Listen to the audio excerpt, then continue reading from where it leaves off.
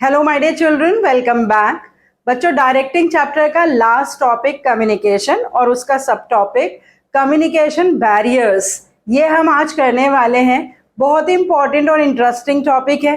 तो जब मैंने आपको last time process of communication बताया था, तभी मैंने बताया था कि any disturbance, any obstructions, any hurdles in the communication process जो किसी भी स्टेज में अराइज हो सकते हैं, उनको हम कहते हैं कम्युनिकेशन बैरियर्स। तो आज हम जानेंगे कम्युनिकेशन बैरियर्स के बारे में कि कम्युनिकेशन बैरियर्स क्या होते हैं, कैसे अराइज होते हैं और उनको कैसे ओवरकम किया जा सकता है। कम्युनिकेशन बैरियर्स होते क्या हैं, ये तो आपको अच्छे से समझ में आ ही गया अभी तक कि पूरे कम्युनिकेशन प्रोसेस में कोई भी डिस्टर्बेंस होगी, चाहे वो सेंडर के पॉइंट ऑफ व्यू से होगी, चाहे वो रिसीवर के पॉइंट ऑफ व्यू से होगी, या एनकोडिंग डिकोडिंग में होगी, या फिर किसी मीडिया सिलेक्शन से रिलेटेड कोई प्रॉब्लम होगी, या फिर ऑर्गेनाइजेशनल क्लाइमेट से रिलेटेड भी कोई प्रॉब्लम होगी, उसकी वजह से कम्युनिकेशन बैरियर्स अराइज होते हैं और वो कम्युनिकेशन को क्या कर देते हैं, इनइफेक्टिव कर देते हैं।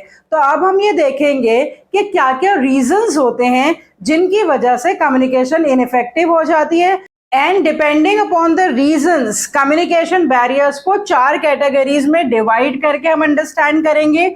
सबसे पहले तो इन चारों कैटेगरीज के आप अपने पास नाम नोट कर लीजिए। Semantic barriers, organisational barriers, psychological barriers and personal barriers. Semantic barriers कौन से होते हैं? जिन्हें हम लिंग्विस्टिक बैरियर्स भी कहते हैं, जो कि एनकोडिंग और डिकोडिंग प्रॉब्लम्स की वजह से अराइज होते हैं। सेंडर की एनकोडिंग में कोई प्रॉब्लम हो, रिसीवर की डिकोडिंग में कोई प्रॉब्लम हो, तो सेंडर और रिसीवर की एनकोडिंग या डिकोडिंग की वजह से कोई भी बैरियर्स अराइज होते हैं, उन्हें हम कहते हैं सिमेंटिक बैरियर्स। और उनके एग्जाम्पल्स क्या हैं? बैडली एक्सप्रेस्ड मैसेज, कोई मैसेज जो है वो सही तरीके से एक्सप्रेस ना हुआ हो। सिंबल्स विद डिफरेंट मीनिंग्स, अगर ऐसे वर्ड्स का इस्तेमाल किया जा रहा है कम्युनिकेशन में जिनके डिफरेंट मीनिंग्स हैं। फॉल्टी ट्रांसलेशन, अगर ट्रांसलेशन गलत हो गई कहीं पर। टेक्निकल जार्गन्स, कहीं पे ऐसी लैंग्वेज इस्तेमाल की जा रही है जो टेक्निकल वर्ड्स हैं जो रिसीवर को समझ में नहीं आ रहे हैं। बॉडी लैंग्वेज या जेस्चर्स, सेंडर का जो बॉडी लैंग्वेज है और जेस्चर है वो उसके ओरल और रिटर्न कम्युनिकेशन से मैच नहीं हो रहा है। या अनक्लैरिफाइड अजम्पशंस, मतलब सेंडर ने इस तरह से मैसेज सेंड करा है कि उसमें कुछ वेगनेस छोड़ दी, उसको कंप्लीट नहीं करा और जो रिसीवर है वो उसको अपने हिसाब से परसीव कर रहा है।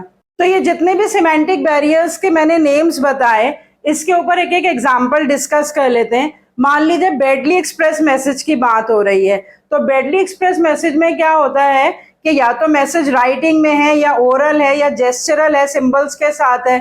तो अगर राइटिंग जो है वो ओवर राइटिंग हो गई या जो वर्ड्स हैं वो मिसप्रिंट हो गए, कहीं पर एक दो लाइंस जो है वो बीच में से गायब हो गई, तो इसको हम कौन सा कम्युनिकेशन बैरियर कहेंगे? बैडली एक्सप्रेस मैसेज का। जैसे यहाँ पर मैंने भी व्हाइट बोर्ड बना रखा है और अगर मैं कोई वर्ड आपको बोलकर बता रही हूँ और वो वर्ड आपको क्लियरली विजिबल नहीं है, अगर वर्बली में बोलने में कोई लैंग्वेज प्रॉब्लम है, मैं सही से नहीं बोल पा रही हूँ, बीच बीच में रुककर बोल रही हूँ और जो कम्युनिकेशन है वो ऑडिबल ही नहीं है, तो अगर ओरल कम्युनिकेशन ऑडिबल नहीं है, रिटर्न कम्युनिकेशन जो है वो रीडेबल नहीं है, तो वो सब आएंगे बैडली एक्सप्रेस्ड मैसेज में। उसके अलावा सिंबल्स विद डिफरेंट मीनिंग्स, कई बार बहुत सारे ऐसे वर्ड्स होते हैं जिनके डबल मीनिंग्स होते हैं, तो अगर सेंडर ने उसे किसी एक पर्टिकुलर मीनिंग के पॉइंट ऑफ व्यू से इस्तेमाल करा लेकिन रिसीवर ने उसका दूसरा मीनिंग समझ लिया, तो उसमें प्रॉब्लम आ जाती है। से फॉर एग्जांपल एक वर्ड होता है वैल्यू, तो वैल्यू का मतलब मॉनेटरी वैल्यू भी होता है, लेकिन वैल्यू को क्वालिटेटिव कैरेक्टरिस्टिक के एस्पेक्ट्स में भी इस्तेमाल करते हैं, जैसे value of a car and the value of a friendship. तो इन दोनों में वैल्यू का मीनिंग अलग अलग है। तो यहाँ पर अगर सेंडर जो है वो दूसरे कॉन्टेक्स्ट में वर्ड वैल्यू का इस्तेमाल कर रहा है और रिसीवर जो है वो दूसरे कॉन्टेक्स्ट में समझ रहा है, तो वहां पर कम्युनिकेशन गैप आ जाता है और उसे हम एग्जाम्पल लेंगे symbols with different meanings which is resulting in making the communication ineffective. Faulty translation का मतलब कि जब एक लैंग्वेज से दूसरी लैंग्वेज में कम्युनिकेशन को ट्रांसलेट किया जाता है, तो अगर ट्रांसलेटर उसे सही से ट्रांसलेट नहीं कर पा रहा है तो डेफिनेटली ट्रांसलेशन में जो भी प्रॉब्लम आएगी, तो जो रिसीवर होगा जिसको ट्रांसलेटेड मैसेज पहुंचाया जाएगा तो वो गलत ढंग से उस मैसेज को अंडरस्टैंड करेगा क्योंकि उसकी ट्रांसलेशन ही सही नहीं हुई है। टेक्निकल जार्गन्स का इस्तेमाल किया जाए, टेक्नीशियंस होते हैं ऑर्गेनाइजेशन में, उनको कुछ टेक्निकल वर्ड्स पता होते हैं, लेकिन जो सबऑर्डिनेट्स उनके अंडर काम कर रहे होते हैं वो उतने क्वालिफाइड नहीं होते, उनको वो टेक्निकल वर्ड्स नहीं पता होते। तो अगर सुपरवाइजर अपनी ही टेक्निकल लैंग्वेज में अपने सबऑर्डिनेट्स को समझाता रहेगा तो सबऑर्डिनेट्स को कुछ भी समझ में नहीं आएगा, क्योंकि वो बहुत ज्यादा टेक्निकल वर्ड्स का इस्तेमाल कर रहा है। तो इस तरह के टेक्निकल वर्ड्स का इस्तेमाल करने से भी सामने वाले को कम्युनिकेशन समझ में नहीं आती और वो इनफेक्टिव हो जाती है।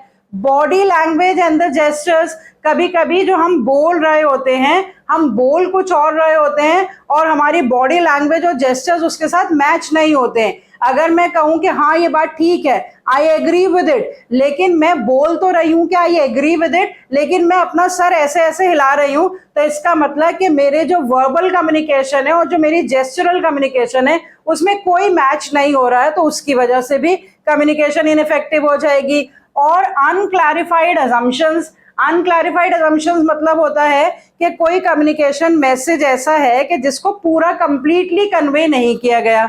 से फॉर एग्जांपल कि अगर आपसे टीचर कहें कि जैसे ये चैप्टर खत्म हो जाएगा मैं वैसे ही आपका एग्जाम लूंगी 1-2 दिन के अंदर, तो मान लीजिए चैप्टर सैटरडे को खत्म हो गया, तो अब कोई बच्चा सोच रहा है कि मंडे को एग्जाम होगा, कोई बच्चा सोच रहा है 1-2 दिन तो मंडे ट्यूसडे को पूरे होंगे, तो एग्जाम हमारा ट्यूसडे के बाद होगा। तो टीचर ने एग्जैक्ट टाइम नहीं बताया ना टेस्ट का, तो इसका मतलब कि यहाँ पर जो अजम्पशंस है वो बच्चे अपने हिसाब से लगाएंगे, क्योंकि टीचर ने क्लैरिफाई नहीं करा, इस वजह से बच्चों को अपने आप अज्यूम करना पड़ा।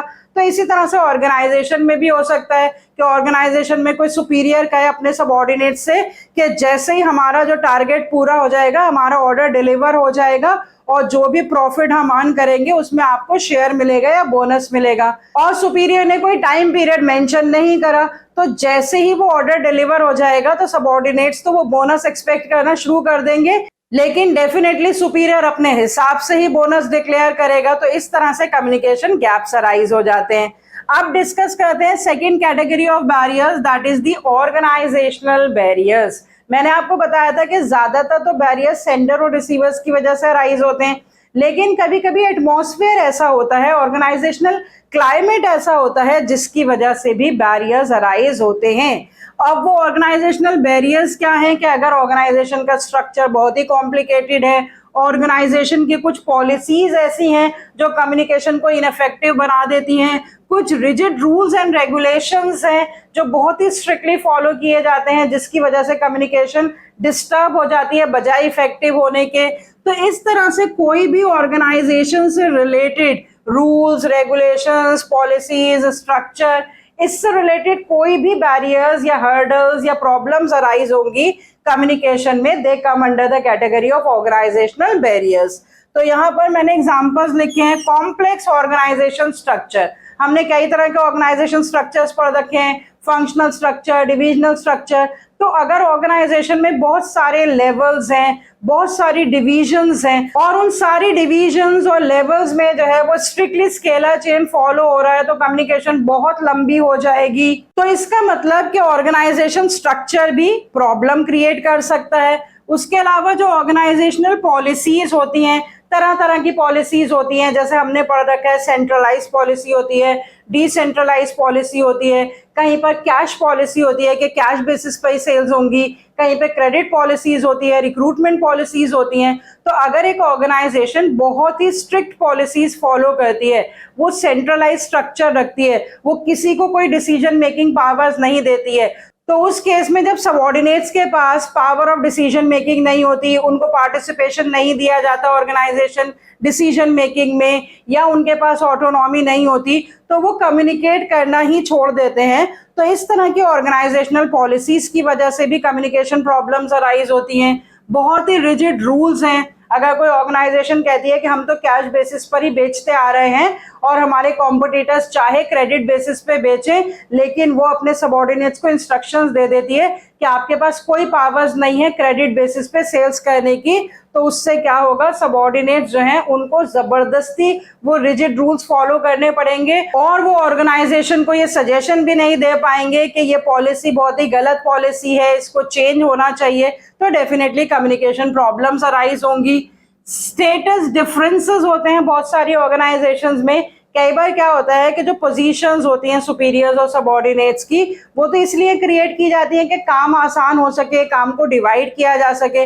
लेकिन अगर वो उसको सिंबल के फॉर्म में यूज करने लगे, सुपीरियर जो है वो अपनी पोजीशन की वजह से कोई चीज कम्युनिकेट नहीं कर रहा है अपने सबऑर्डिनेट्स के साथ, सबऑर्डिनेट्स भी अपनी पोजीशन की वजह से कोई सजेशन नहीं दे रहा है, इस तरह का एटमॉस्फेयर ही नहीं है कि स्टेटस डिफरेंसेस बहुत ज्यादा है ऑर्गेनाइजेशन में, तो भी कम्युनिकेशन प्रॉब्लम्स अराइज होती हैं। और अगर फैसिलिटीज ही इस तरह की नहीं है, मान लीजिए कि माइक सिस्टम्स अच्छे से काम नहीं करते हैं, कोई भी मीटिंग होती है वहां पर ऑडिबल नहीं है मैसेजेस, जो भी एक पर्सन अपनी प्रेजेंटेशन दे रहा है वो सामने वाले को समझ में ही नहीं आ रही क्योंकि इस तरह के अरेंजमेंट्स नहीं है, या ऑर्गेनाइजेशन में कोई सजेशन बॉक्स नहीं है, कंप्लेन बॉक्स नहीं है, तो ये कहलाएंगी ऐसी फैसिलिटीज जिनकी कमी की वजह से, ऑर्गेनाइजेशनल फैसिलिटीज की कमी की वजह से प्रॉब्लम्स अराइज हो रही है कम्युनिकेशन में। So they all come under the organisational barriers. तो किसी भी तरह का ऑर्गेनाइजेशन स्ट्रक्चर में कोई खराबी हो, बहुत पॉलिसीज पुरानी आउटडेटेड यूज की जा रही हैं, रूल्स एंड रेगुलेशंस बहुत स्ट्रिक्ट हैं, तो ये सारी चीजें कारण बनती हैं कम्युनिकेशन को इनइफेक्टिव बनाने का, and they come under the organisational barriers. Next category है साइकोलॉजिकल बैरियर्स, जो कि स्टेट ऑफ माइंड सेंडर और रिसीवर की उस पर डिपेंडेंट होते हैं। अब इनको आप समझिए कि परमानेंट नेचर के नहीं है, स्टेट ऑफ माइंड जो है ना वो टेम्पररी होती है। जैसे मान लीजिए कि मेरी करंट स्टेट ऑफ माइंड थोड़ी सी डिस्टर्ब्ड है और उसकी वजह से अगर कोई कम्युनिकेशन प्रॉब्लम हो रही है तो वो साइकोलॉजिकल बैरियर में आएगी, इमोशनल बैरियर में आएगी। और उस स्टेट ऑफ माइंड की वजह से किस तरह के कम्युनिकेशन बैरियर्स अराइज होते हैं? लैक ऑफ अटेंशन, कि स्टेट ऑफ माइंड सेंडर और रिसीवर की ऐसी है कि वो मैसेज पर अटेंशन ही नहीं दे रहा है। लॉस ऑफ ट्रांसमिशन, रास्ते में ही मैसेज जो है वो डिस्टॉर्ट हो गया। पुअर रिटेंशन, भूलने की वजह से। डिसट्रस्ट, ऐसी सिचुएशन है कि जो कम्युनिकेटर है वो सामने वाले पे ट्रस्ट ही नहीं कर पा रहा है। प्री मैच्योर इवैल्यूएशन, मैसेज सुनने से पहले ही उस पर रिएक्ट कर देना। तो ये सारे जो बैरियर्स हैं they come under the psychological barriers या इमोशनल बैरियर्स, जो कि किस पे डिपेंडेंट हैं? State of mind of the sender and receiver. इसके एग्जांपल समझ लेते हैं, जैसे लैक ऑफ अटेंशन। बहुत बार ऐसा होता है जैसे हम क्लास में बैठे हुए हैं और टीचर जो है वो पर्टिकुलर टॉपिक हमें समझा रही है, लेकिन हम किसी वजह से डिस्टर्ब हैं, मेरी अपने दोस्त से लड़ाई हो गई है, या घर से ही मैं किसी वजह से परेशानी में आई या आया क्लास में, तो उस टाइम टीचर का समझाया हुआ कुछ भी समझ में नहीं आ रहा क्योंकि हमारा दिमाग उसी प्रॉब्लम और उसी परेशानी में अटका हुआ है। तो इसको हम कहते हैं लैक ऑफ अटेंशन, कि जब मैसेज जो कम्युनिकेटर दे रहा है हम उस मैसेज पे ध्यान ही नहीं दे पा रहे हैं क्योंकि हमारा स्टेट ऑफ माइंड वैसा नहीं है। लॉस ऑफ ट्रांसमिशन, जैसे अभी हमने बात करी कि अगर स्केलर चेन फॉलो हो रहा है तो जब मैसेज इतने लंबे चैनल से जाता है और खास तौर से अगर वो ओरल मैसेज हो तो जो ओरिजिनल मैसेज है ना वो बिल्कुल किल हो जाता है, डिस्टॉर्ट हो जाता है। फिर पुअर रिटेंशन, ज्यादातर क्या होता है कि हम लोगों की मेमोरी पावर बहुत स्ट्रांग नहीं होती है, सबकी एक जैसी नहीं होती है। तो अगर किसी ने मुझे आज मैसेज दिया कि ये तुम दोपहर तक उसको पहुंचा देना और दोपहर तक मैं खुद ही भूल गई उसको मैसेज देना, तो डेफिनेटली वो कम्युनिकेशन तो किल हो गई, क्योंकि मुझे ये मैसेज देना था किसी दूसरे आदमी को कि उसे किसी तीसरे आदमी को मैसेज देना है। तो जब मैं ही दूसरे आदमी को मैसेज देना भूल गई तो दूसरा तो तीसरे को मैसेज दे ही नहीं पाएगा। तो ये कहलाता है पुअर रिटेंशन, कि बहुत बार जो है हम मैसेज को रिटेन नहीं कर पाते। ऑर्गेनाइजेशन में मान लीजिए सुपरवाइजर ने किसी एक पर्टिकुलर सबऑर्डिनेट को कोई मैसेज दिया कि ये आपको उसको दूसरे डिपार्टमेंट में पास ऑन करना है और वो उसे पास ऑन करना भूल गया, तो सुपरवाइजर तो यही सोच रहा है कि अभी तक मैसेज पहुंच चुका होगा दूसरे डिपार्टमेंट में, लेकिन एक्चुअली तो वो मैसेज पहुंचा नहीं because of the poor retention. तो ये भी कम्युनिकेशन को किल कर देता है। डिसट्रस्ट, डिसट्रस्ट का मतलब होता है कि कभी कभी ऐसी सिचुएशन होती है, मान लीजिए आपने कोई बहुत ही सीक्रेट इंफॉर्मेशन जो है वो अपने क्लोज फ्रेंड के साथ शेयर करी और आपने उससे कहा कि ये इन्फॉर्मेशन तुम जो है किसी और को मत बताना, और थोड़ी देर बाद किसी तीसरे से तुम्हें पता लगता है कि वो इन्फॉर्मेशन उसके पास है। तो अब आप सोचेंगे कि जरूर तुम्हारे दोस्त ने ही उसको बताई होगी क्योंकि मैंने तो ये बात किसी और को नहीं बताई। तो वहां पर क्या होता है कि इतना डिस्ट्रस्ट क्रिएट हो जाता है कि आप कम्युनिकेट करना ही बंद कर देते हैं, क्योंकि आपको लगता है कि इस टाइम पे मैं कुछ भी बोलूंगा वो जो है बात लीक आउट हो जाएगी। तो जब ऐसी सिचुएशन होती है कि जिसमें आप किसी अपने बहुत क्लोज पर्सन पर भी ट्रस्ट नहीं कर पाते हैं, तो कम्युनिकेशन डिस्टॉर्ट हो जाती है, कम्युनिकेशन करना आप बंद कर देते हैं। So that is also a psychological barrier. उसके अलावा प्री मैच्योर इवैल्यूएशन होता है कि किसी ने आपको कोई मैसेज देना शुरू करा और मैसेज के बीच में ही आपने इंटरप्ट कर दिया, उसकी बात पूरी सुने बिना। से फॉर एग्जांपल कि एक सबऑर्डिनेट को लीव चाहिए और वो अपने बॉस के पास गया और उसने कहा मुझे लीव चाहिए, जबकि वो लीव उसे 1 महीने बाद चाहिए, और बॉस एकदम से गुस्सा होने लगा कि 2 दिन के अंदर इतनी इंपॉर्टेंट मीटिंग है, तुम लीव कैसे ले सकते हो। तो बॉस ने पूरी बात ही नहीं सुनी कि उसको तो 1 महीने बाद लीव चाहिए। तो बॉस ने जो रिएक्शन दे दिया पूरा मैसेज सुने बिना, उसको हम कहेंगे प्री मैच्योर इवैल्यूएशन। तो इस तरह के एग्जाम्पल से आप डिफरेंट साइकोलॉजिकल बैरियर्स को अंडरस्टैंड कर सकते हैं और खुद से भी आप इस तरह के एग्जाम्पल्स दे सकते हैं। Last but not the least is the personal barriers. Personal barriers होते हैं जो परमानेंट कैरेक्टरिस्टिक्स होते हैं ना सेंडर और रिसीवर के, जो उनका एटीट्यूड होता है सेंडर और रिसीवर का, उसकी वजह से अगर कोई प्रॉब्लम्स अराइज होती हैं उसको हम कहते हैं personal barriers. Fear of challenge to authority. कभी कभी सुपीरियर जो है उसको ये लगता है कि अगर ये बात मैंने अपने सबऑर्डिनेट्स को बता दी तो सबऑर्डिनेट्स मेरा विश्वास करना ही छोड़ देंगे, वो मेरी इज्जत करना ही छोड़ देंगे, बहुत सारी ऐसी चीजें। तो उस डर के मारे कि सबऑर्डिनेट्स मेरी अथॉरिटी को अंडरमाइन ना करें और मेरा कहना मानना ना छोड़ दें, उस डर की वजह से वो कम्युनिकेट नहीं करता है। So that is the personal characteristics of the superior जो रेस्ट्रिक्ट करता है उसे कम्युनिकेट करने के लिए। या सुपीरियर का कॉन्फिडेंस ही नहीं है अपने सबऑर्डिनेट्स में, वो ओवर कॉन्फिडेंट है, उसको लगता है कि सिर्फ मैं ही ये चीज अच्छे से कर सकता हूं, तो इसको सबऑर्डिनेट से कम्युनिकेट करने का कोई फायदा नहीं। तो सुपीरियर के पॉइंट ऑफ व्यू से fear of challenge to authority and lack of confidence of the superior in subordinates. और इसी तरह से सबऑर्डिनेट्स के पॉइंट ऑफ व्यू से अगर सबऑर्डिनेट्स को लगता है कि उनकी कम्युनिकेशन या उनके कोई भी सजेशन के कोई भी इंसेंटिव्स ही उन्हें नहीं मिलते, तो वो कम्युनिकेशन करना छोड़ देते हैं। या फिर उनका अनविलिंग एटीट्यूड है, सबऑर्डिनेट्स इस तरह के हैं कि वो कम्युनिकेट करना ही नहीं चाहते हैं, उनका नेचर ही ऐसा है कि वो कम बोलना चाहते हैं।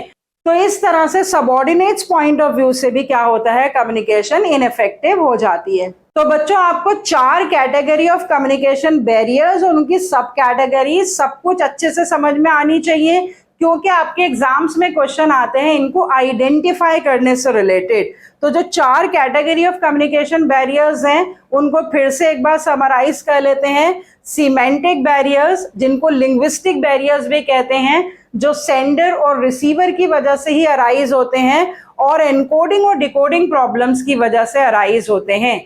अगर सेंडर और रिसीवर के परमानेंट कैरेक्टरिस्टिक्स की वजह से कोई बैरियर्स अराइज होते हैं तो उनको हम कहते हैं पर्सनल बैरियर्स।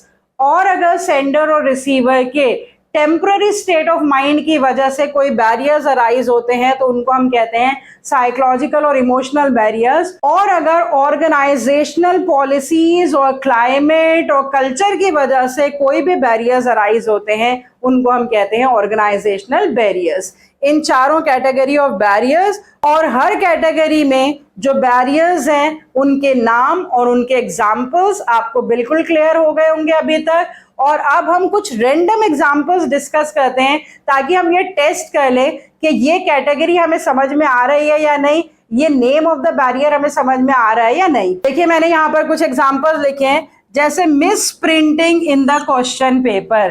तो अब जो क्वेश्चन पेपर टीचर ने बनाया उसमें मिस प्रिंटिंग हो गई, तो ये कौन सा बैरियर है, सीमेंटिक बैरियर है, क्योंकि एनकोडिंग और डिकोडिंग से रिलेटेड है।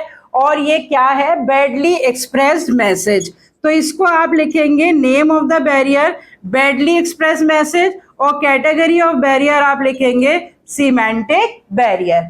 दूसरा देखिए, शो मी योर एल्मनेक। अब टीचर एक छोटे से बच्चे से कह रही है शो मी योर एल्मनेक, तो बच्चे ने एल्मनेक वर्ड कभी सुना ही नहीं, उसको डायरी वर्ड पता है, उसको ये नहीं पता कि डायरी को एल्मनेक कहते हैं। तो यहाँ पर किस वजह से प्रॉब्लम अराइज हो रही है? क्योंकि टीचर जो है वो टेक्निकल वर्ड का इस्तेमाल कर रही है, तो टेक्निकल जार्गन्स जो है वो नेम ऑफ द बैरियर आएगा। अगेन कैटेगरी क्या आएगा? Semantic barrier.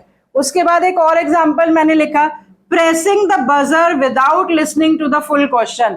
मान लीजिए कोई क्विज राउंड हो रहा है और वहां पर एक पिक्चर दिखाई गई आपको अंबानी की, और आपने एकदम से बजर दबा दिया और उसमें यह नहीं पूछा कि अंबानी जो है वो किस कंपनी के मालिक हैं, लेकिन आपसे डेट ऑफ बर्थ पूछ ली अंबानी की, तो आपने क्वेश्चन जाने बिना ही बजर प्रेस कर दिया, तो ये प्रॉब्लम हो गई कम्युनिकेशन की, और इसे हम कहेंगे प्री मैच्योर इवैल्यूएशन, जो कि अभी हमने डिस्कस करी साइकोलॉजिकल बैरियर्स में। तो कैटेगरी ऑफ बैरियर्स क्या हो गई? साइकोलॉजिकल बैरियर्स, और नेम ऑफ द बैरियर हो गया प्री मैच्योर इवैल्यूएशन।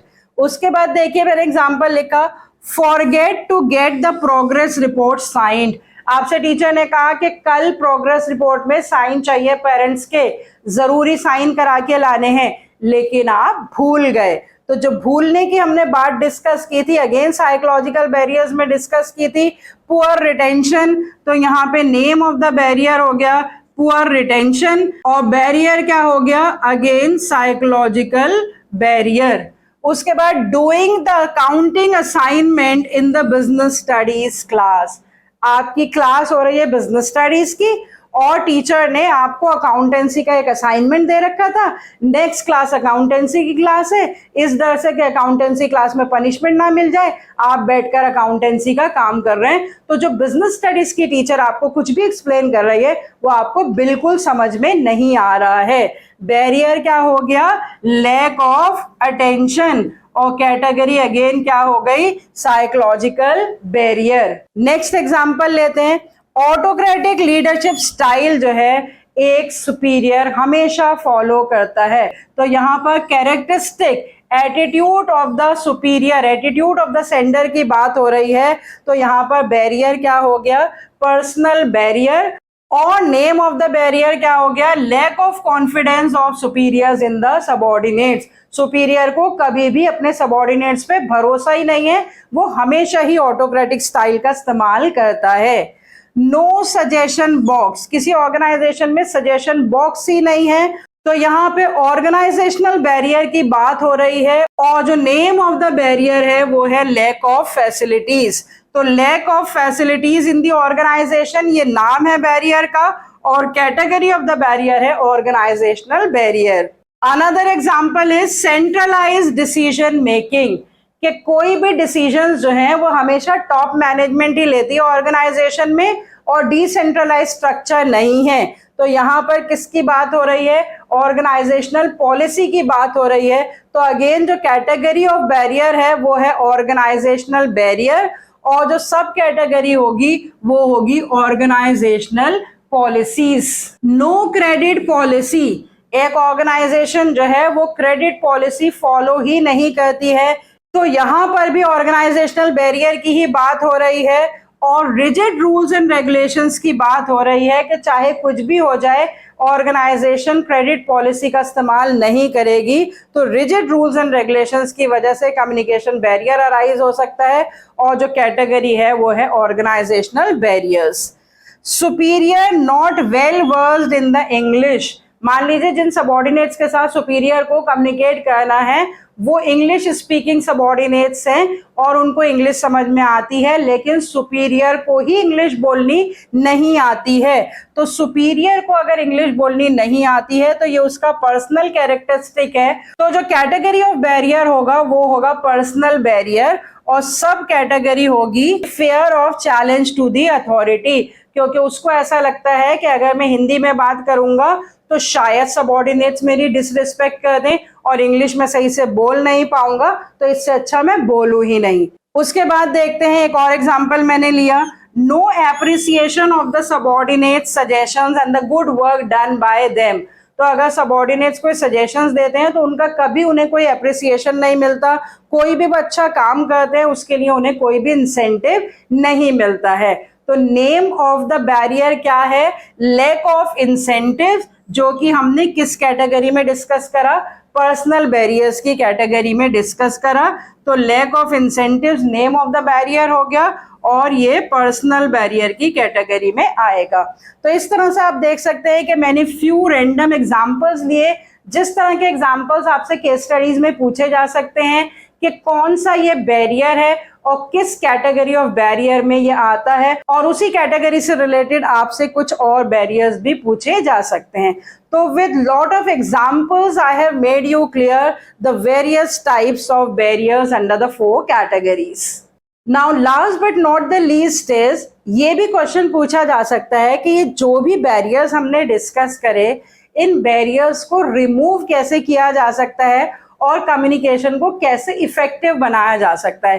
तो इसके आंसर आपको रटने की जरूरत नहीं है। जो भी हमने रीजंस ऑफ बैरियर्स करे उसी की लैंग्वेज चेंज करके आप इसका आंसर लिख सकते हैं कि कैसे हम कम्युनिकेशन को इफेक्टिव बना सकते हैं। जैसे हमने यहाँ पर देखे सीमेंटिक बैरियर्स में कि बैडली एक्सप्रेस मैसेजेस होते हैं, तो मैसेजेस को सही तरीके से एक्सप्रेस करके अपने सही सिंबल्स और वर्ड्स का इस्तेमाल करके अपनी कम्युनिकेशन में, ट्रांसलेशन सही ढंग से करके, टेक्निकल जार्गन्स का कम इस्तेमाल करके, सही बॉडी लैंग्वेज का इस्तेमाल करके, मैसेज को वेगली कम्युनिकेट ना करके पूरी क्लैरिफाइड तरीके से कम्युनिकेट करके, इस तरह से हम सिमेंटिक बैरियर्स को दूर कर सकते हैं। फिर उसके बाद हमने ऑर्गेनाइजेशनल बैरियर्स डिस्कस करे। तो अगर हम सिंपल ऑर्गेनाइजेशन स्ट्रक्चर्स अडॉप्ट करें, rigid rules and regulations follow ना करें, ऑर्गेनाइजेशनल पॉलिसीज जो हैं उनको सिंपल रखें, उनको भी रिजिड ना रखें, फैसिलिटीज प्रोवाइड करें ऑर्गेनाइजेशन में इस तरह की कि हमेशा फ्री फ्लो ऑफ कम्युनिकेशन होता रहे, किसी भी तरह के स्टेटस डिफरेंसेस को हम कम कर दें। तो इस तरह से हम ऑर्गेनाइजेशनल बैरियर्स को दूर कर सकते हैं। फिर हम बात करें अगर साइकोलॉजिकल बैरियर्स की, तो ये तो क्योंकि state of mind of sender और रिसीवर पर डिपेंडेंट होते हैं, लेकिन एक कूल एटमॉस्फेयर प्रोवाइड करके, उनको कंफर्टेबल एटमॉस्फेयर प्रोवाइड करके उनकी स्टेट ऑफ माइंड को भी जो है वो बैलेंस किया जा सकता है और इस तरह के बैरियर्स रिमूव किए जा सकते हैं। और जो पर्सनल बैरियर्स हैं, जो सेंडर और रिसीवर के पर्सनल कैरेक्टरिस्टिक्स की वजह से हैं, तो उसको भी चेंज किया जा सकता है। सेंडर जो है वो अपने अंदर कॉन्फिडेंस डेवलप कर सकता है, अपने क्वालिफिकेशन और एक्सपीरियंस को बढ़ा सकता है। जो सुपीरियर है वो एक अच्छा स्पीकर और एक अच्छा लिसनर होना चाहिए, उसके अंदर लिसनिंग एबिलिटीज भी होनी चाहिए, स्पीकिंग एबिलिटीज भी होनी चाहिए, उसके अंदर कॉन्फिडेंस भी होना चाहिए। जब भी उसके सबऑर्डिनेट्स उसको कोई सजेशन दे तो उनको अप्रिशिएट करना चाहिए, उनको इंसेंटिव्स देने चाहिए। अगर कोई कोशिश ही नहीं करता है कम्युनिकेट करने की, तो उसके अंदर स्टिमुलेशन डेवलप करनी चाहिए कि वो आगे से अच्छे से कम्युनिकेट करे और अपने अच्छे सजेशंस जो है वो ऑर्गेनाइजेशन और अपने बॉस के साथ शेयर करे। तो यहाँ पर कुछ इंपॉर्टेंट सजेशंस आपके साथ शेयर कर रही हूँ स्क्रीन पर, ये देख लीजिए। 8-9 सजेशंस हैं जिससे कम्युनिकेशन को इम्प्रूव किया जा सकता है। Clarity of ideas, communicate according to the needs of the receiver, consult the others before communicating, use the proper language and the content for the message, convey the things to help and value the listener, ensure the proper feedback, communicate for present as well as for future, बिल्कुल clear communication होनी चाहिए, follow up the communication process and be a good listener. So if you take care of these specific points while communication, चाहे वो sender हो चाहे वो receiver हो, तो आपकी communication को effective बनाया जा सकता है। तो with this I and up the topic communication, और पूरा डायरेक्टिंग चैप्टर भी हमारा खत्म हो गया है। इससे रिलेटेड नोट्स मैं आपके साथ शेयर कर दूंगी। अब हमारा फर्स्ट बुक में एक छोटा सा टॉपिक बचा है, controlling, that is the last chapter. बहुत बहुत इंपॉर्टेंट और इंटरेस्टिंग चैप्टर है जिसे हम अपकमिंग लेक्चर में डिस्कस करने वाले हैं। So see you next time with the discussion of controlling, that is chapter 8। Till then, good bye, stay healthy and connect.